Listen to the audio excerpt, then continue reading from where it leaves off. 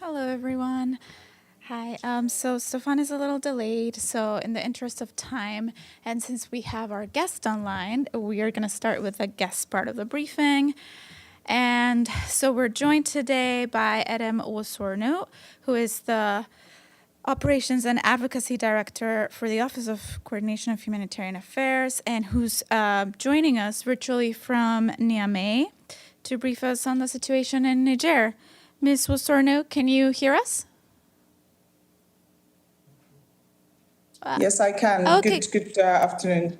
Can you hear me? Excellent. Yes, we can. So please go ahead, and then we'll have a few time for questions. It is a pleasure to join you today from Niamey, the capital of Niger. I have been in the country since Monday to meet people affected by the humanitarian crisis, as well as to work with humanitarian partners and national and local authorities to promote an effective and efficient humanitarian response. I've spent the last couple of days in Niamey, and yesterday, Hamatan permitted me to be able to fly to Diffa in the southeast of Niger, where I spent 5 hours on the ground meeting the governor, local authorities, as well as, of course, interacting with humanitarian partners. And the most important was getting a sense of the people from the people in need in Diffa. I got the chance to meet various community leaders, especially, of course, women's groups. The messages were clear, and the messages have been clear. First, we need to work together to provide effective humanitarian assistance for people who urgently need it, and promote solutions that can help people move out of a crisis. Today, 4.3 million people need some form of humanitarian assistance or protection in Niger.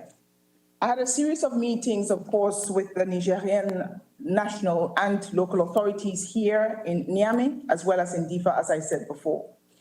In all these discussions, they have underlined their dedication to work with humanitarian partners and to help people in need, and of course, to ensure aid is delivered in the best possible way as we strive to uphold the dignity of people in Niger.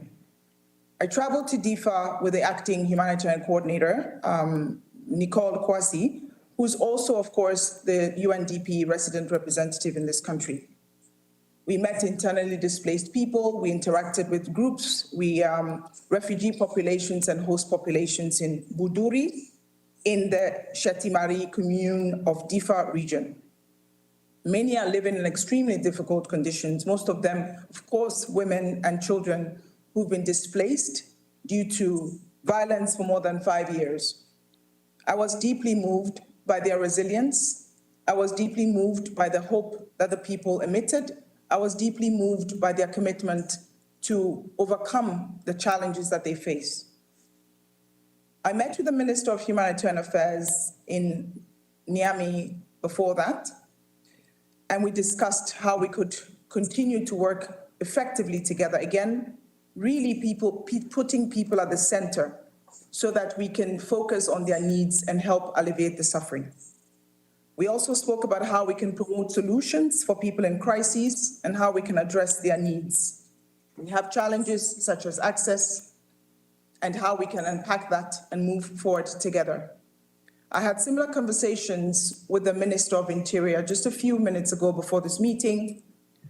We agreed, again, the key message, the people of Niger are the center of what we are focused on, to focus on their needs, to focus on the affected communities, to focus on supporting the people through, of course, assistance via food, nutrition, health, sanitation, water, and all their basic needs.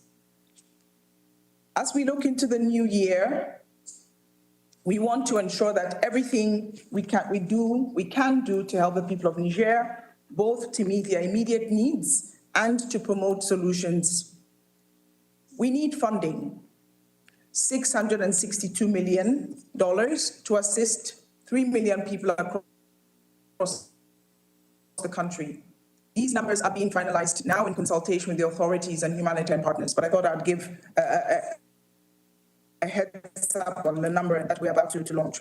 As I said, access also continues to be challenging, and funding in Niger has dropped since last year. Without funding, without access, we'll not be able to reach people as quickly and as efficiently as we need to.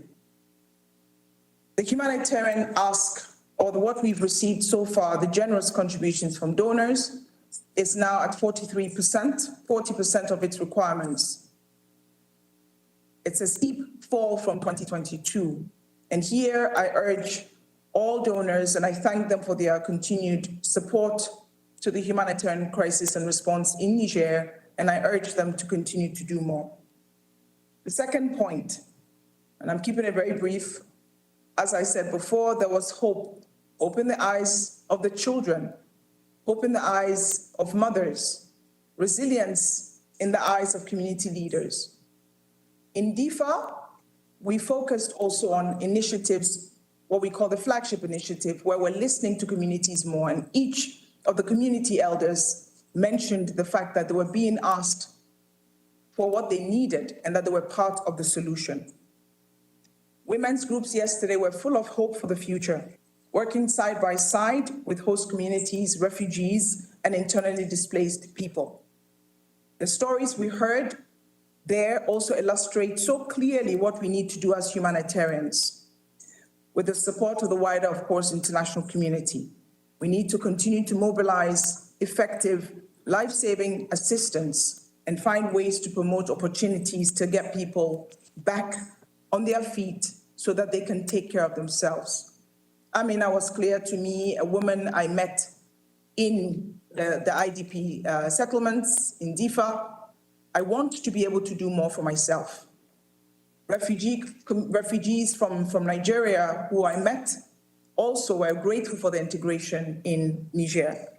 In meeting in local authorities and both in Niamey, the governor of Diffa, as well as other local authorities, the mayors of Diffa region, they put people's needs in front of everything we discussed. The biggest challenges they're facing right now, we are all facing funding. I mentioned that before. We need to do more now. We need to do more urgently. We need to work together again, putting people at the center of what we do. If we don't help people now, we will miss planting seasons. If we don't help people now, we'll not be able to support them and lift them out of their vulnerability. Our humanitarian partners are looking forward to working with everyone to find pragmatic solutions to these challenges. I'm convinced more now than ever that it is time for the international community to step up its engagement, both here and in the wider Sahel. A few days ago, the Emergency Relief Coordinator, Mr. Martin Griffiths, and the principals of the Interagency Standing Committee issued a statement where they reminded us that for years, the world has agreed that we must do more to help the people of the Sahel. Now is the time to turn these words into action. Now is the time to be behind the people of the Sahel, including the Nigerians. Two last points. We need to mobilize more resources.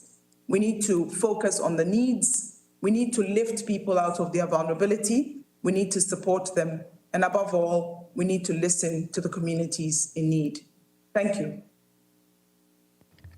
Thank you very much. We'll now turn it over to questions. Yes, Maggie.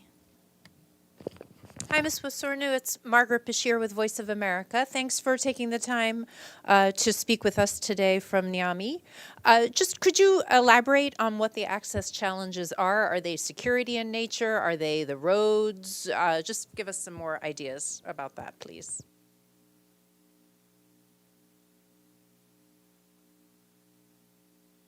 Am I taking a round of questions? And thank you very much from Voice of America. Am I taking a round of questions, spokesperson, or am I No, you dealing can go with it ahead. one You at a can go ahead, one at a time.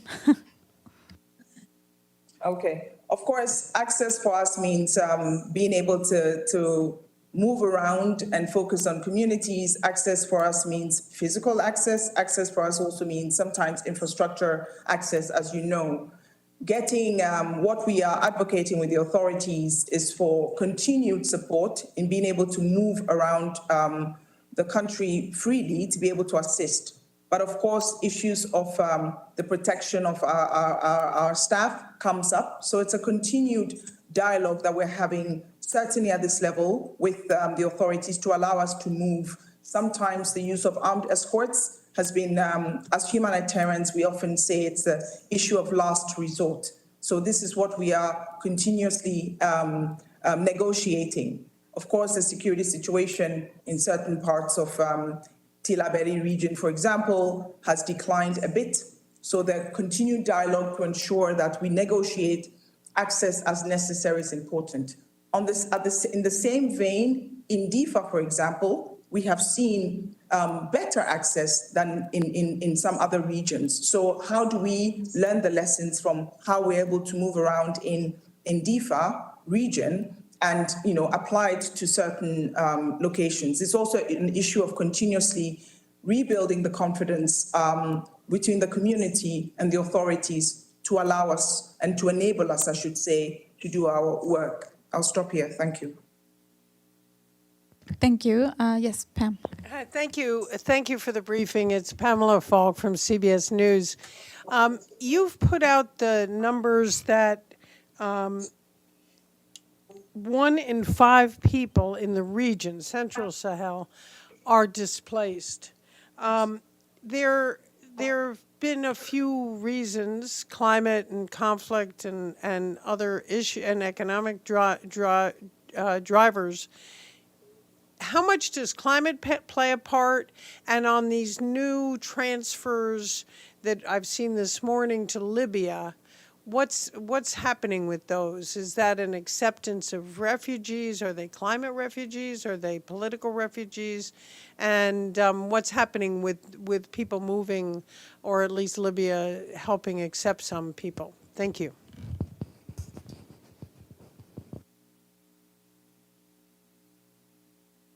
Thank you very much, Pamela from CBS. Let me focus on Niger, because that's what I certainly have been doing for the last couple of days. I think one of the things that we are seeing, of course, is the impact of climate on the situation in Niger, post-COVID climate, as well as various challenges. We know, I worked in the Lake Chad Basin. We know that the Lake Chad Basin has shrunk considerably. It's affecting livelihoods. So the impact of climate and the climate crisis is real on people. It affected the farmer herder. It affected the herder migration in West Africa, certainly. And I think we need to collectively do better to ensure that we are, as I said before, there are sustainable solutions for the people in Niger.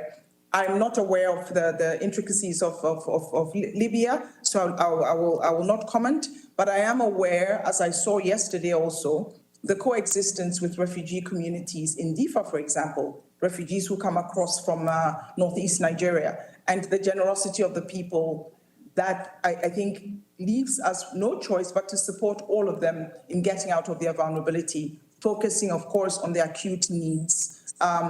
But I definitely can say, I mean, the Hamatan, for example, the weather patterns are changing, the impact on people's, farming patterns are changing, things are changing, for which, of course, we need to be extremely mindful.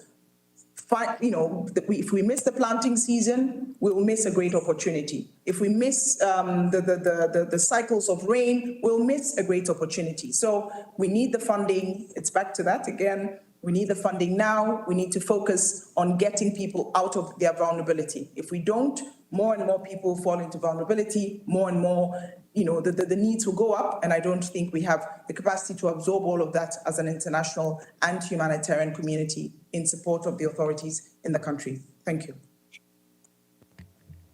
Thank you. Any more questions? Yes, please. Hi, thank you for the briefing. Gabriel Elizondo from Al Jazeera English. As you know, there were some tensions middle to late last year with the military government and the UN requesting that the UN representative there leave the country. Can you just update us briefly on how the mission's relations are with government officials now moving forward, and if anything is impacting your work in that regard, as far as you can tell?